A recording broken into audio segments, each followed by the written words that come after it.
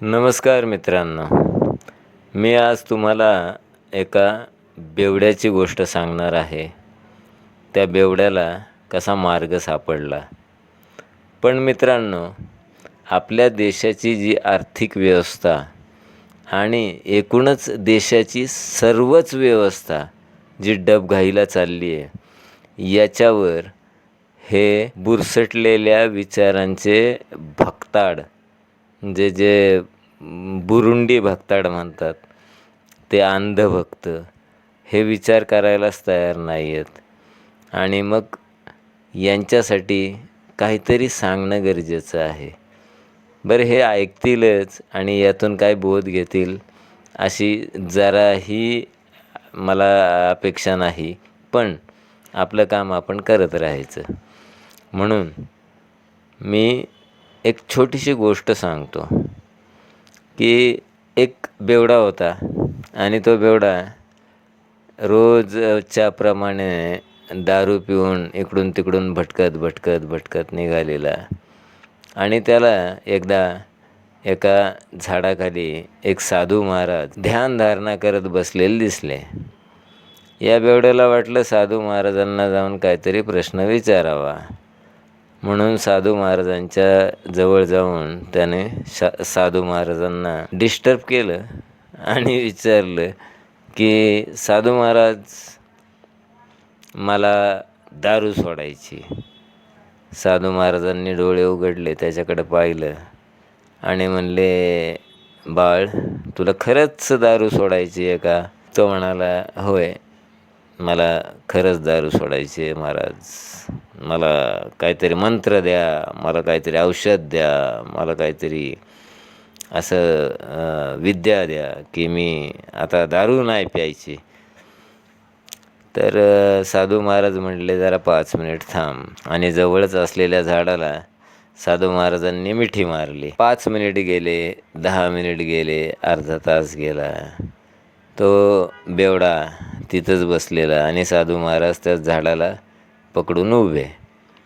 अशी तीच सिच्युएशन. तो बेवडा थोड्या वेळानं वैतागायला लागला की साधू महाराज, अहो हे काय, मी तुम्हाला काय विचारतोय, मला तुम्ही उत्तर द्यायचं सोडून त्या झाडाला कवटाळून बसलेत. त्यानंतरही साधू महाराज काहीच बोलले नाहीत. अजून 1 तास गेला, 2 तास गेले. मग तो बेवडा जाम वैतागला आणि साधू महाराजांना वात्रट शब्दांमध्ये किंवा गलिच्छ शब्दांमध्ये बोलू लागला की, साधुड्या, गोसावड्या, काय रे, तू माझी काय थट्टा करतो का? मी तुला मार्ग विचारायला आलो, तू असा त्या झाडाला पकडून बसलाय. त्यावेळी साधू महाराज म्हणाले, अरे वत्सा, अरे बाळा, असं नाही, या झाडाने मला पकडून ठेवलंय. तो बेवडा म्हणाला, अरे साधू, तू काय माणूस आहे यार, तू माझ्यासमोर त्या झाडाला पकडलंय स्वतः आणि मिठी मारलीस आणि म्हणतो त्या झाडाने तुला पकडून ठेवलंय. मला काय मूर्ख समजतो का काय? त्यावेळी साधू महाराज म्हणाले, तुला हे कळतंय ना की या झाडाला मी पकडून ठेवलंय, झाडाने मला नाही पकडलेलं. तर मग तुला हे कसं कळत नाही की तुझी दारू जी आहे त्या दारूने तुला नाही पकडलेलं, तू दारूला पकडलेलं आहे. आणि तू जर ठरवलंस तर तू दारू क्षणात सोडू शकतोस. दारू येऊन तुला नाही पकडून बसत, तू दारूपर्यंत जातोस आणि दारू पितोस, म्हणून ती दारू तुझी सुटत नाही आहे. मित्रांनो, ही एक साधीसुधी कहाणी आहे की आपण व्यसन कसं सोडावं. पण यातनं आणखी एक शिकण्यासारखं आहे की या आत्ताच्या घडीला हे अंधभक्त जी अंधभक्ती करतात ते, यांना हे लक्षात कसं येत नाही आहे की आपण काय करतोय, हे अंधभक्ती काय आहे. आपला देश बुडायला लागला आहे, आपली अर्थव्यवस्था ढासळली आहे. आपण चीन, बांगलादेश, नेपाळ, पाकिस्तान, श्रीलंका या सगळ्या देशांच्या पाठीमागं फार म्हणजे खालच्या स्तरावर जाऊन आपली अर्थव्यवस्था आली आहे. आणि देशामध्ये आपल्याला सांगितलं जातं आहे की पेट्रोलचा जास्त वापर करू नका, सोनं खरेदी करू नका आणि खाद्यतेल जास्त वापरू नका.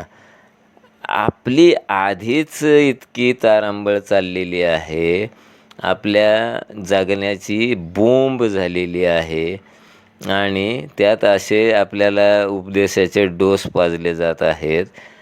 आता तरी या अंधभक्तांनी हे जे पकडलेलं झाड आहे ते सोडावं. त्यांनी अंधभक्ती पकडली आहे ना, ती सोडावी.